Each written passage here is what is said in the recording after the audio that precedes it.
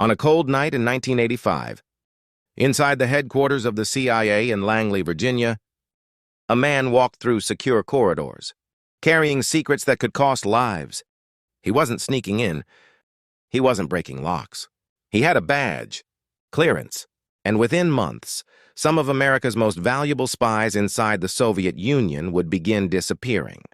Some were arrested, some were executed, and for nearly a decade, no one inside the CIA could figure out why.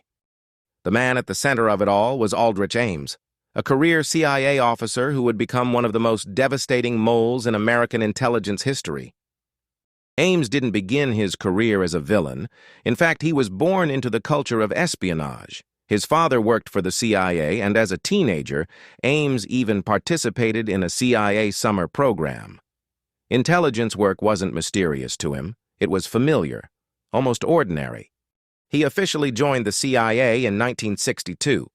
At first, he showed promise. He served in Ankara, Turkey, and later in other overseas postings. He was intelligent, fluent in Russian, and capable. But there were warning signs. He struggled with alcohol. His performance was uneven. Promotions were slow.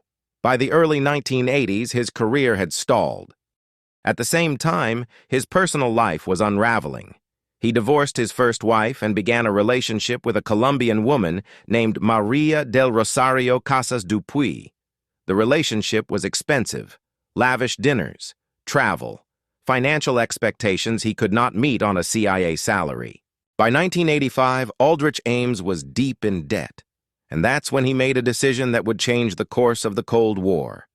In April 1985, Ames walked into the Soviet embassy in Washington, D.C., and offered his services to the KGB. He wasn't coerced. He wasn't ideologically driven. By most accounts, it was about money. The Soviets were stunned by what he offered. Ames wasn't a low-level bureaucrat. At the time, he was working in the CIA's counterintelligence center, focused on Soviet operations. He had access to the identities of nearly every significant American asset operating inside the USSR. He handed them names. One by one, Soviet officials who had secretly been feeding information to the United States were exposed. Among them was General Dmitry Polyakov, a high-ranking Soviet military intelligence officer who had been spying for the U.S. for years. There was also Sergei Motorin and Valery Martinov, KGB officers secretly working for the CIA. Within months of Ames's first meeting with the KGB, arrests began, then executions. The CIA watched in confusion and horror as their carefully cultivated network inside the Soviet Union collapsed. Operations failed. Communications went silent. Years of work evaporated. At first, the agency suspected technical compromise. Perhaps surveillance methods had improved. Maybe communication systems were flawed. Some even believed the CIA's Moscow station had been penetrated by sophisticated electronic means. The possibility of a mole inside Langley was almost too painful to accept. Meanwhile, Ames was being paid handsomely. The KGB gave him $50,000 at their first meeting. Over the next 9 years, he would receive more than $2.5 million and making him one of the highest-paid spies in history. And he didn't hide it well. In 1989, Ames bought a house in Arlington, Virginia, paying cash, over $500,000. He drove a brand-new Jaguar. He wore expensive suits. He spent freely at high-end restaurants, all on a government salary that was publicly known and modest by comparison. Colleagues noticed. Some even joked about his apparent inheritance. But in an agency trained to hunt foreign spies, the idea that the threat was sitting in the next office seemed almost unthinkable. Then history shifted. In 1991, the Soviet Union collapsed. The Cold War was over, but the damage Ames had done lingered like a shadow. As American intelligence reassessed its catastrophic losses in Moscow, the mole theory returned with urgency. A CIA-FBI task force began combing through data, looking for patterns. One fact stood out. Nearly every compromised Soviet asset had been exposed after 1985. Investigators looked at who had access to those names around that time. Aldrich Ames's name kept appearing. But suspicion wasn't enough. They needed proof. The FBI began surveillance. They monitored his bank accounts. They followed him. They searched through trash.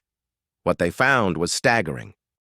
Unexplained bank deposits totaling hundreds of thousands of dollars, credit card bills wildly inconsistent with his salary, financial records that simply didn't add up.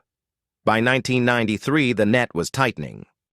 There's a quiet irony in how Ames was finally caught. For years, he had outmaneuvered the CIA's internal safeguards, but it was basic financial analysis, spreadsheets, and bank statements that ultimately betrayed him.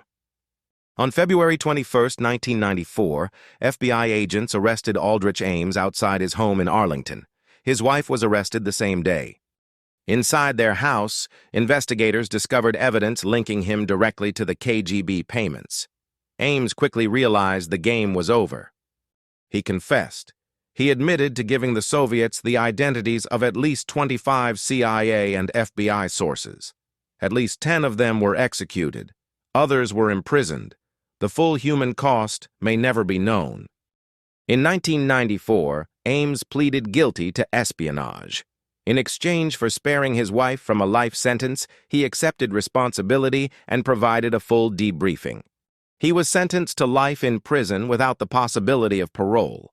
He remains incarcerated to this day at the Federal Bureau of Prisons facility in Terre Haute, Indiana. The betrayal shook American intelligence to its core. The CIA underwent painful internal reviews. Security protocols were tightened. Financial monitoring of employees became more rigorous. The culture of blind trust among colleagues was forced to evolve. But perhaps the most haunting aspect of the Ames case isn't the money or the tradecraft. It's the ordinariness. Aldrich Ames was not a master manipulator in the style of fiction. He didn't possess extraordinary charisma or ideological zeal. He was, by many accounts, a mediocre officer who felt underappreciated and financially strained. And yet, from an unremarkable office in Langley, he dismantled an entire network of human intelligence inside America's greatest adversary. The Cold War was a battle of shadows, secrets traded in silence, wars fought without open combat. But sometimes the most devastating weapons weren't missiles or submarines. They were trusted insiders. In the end, Ames didn't just sell secrets. He sold people, real individuals who believed they were serving a cause, only to be handed over in exchange for cash. And that's why his story still resonates today, not simply as a tale of espionage, but as a warning. Because the most dangerous threat isn't always the one outside the walls. Sometimes it's the one who already has the keys.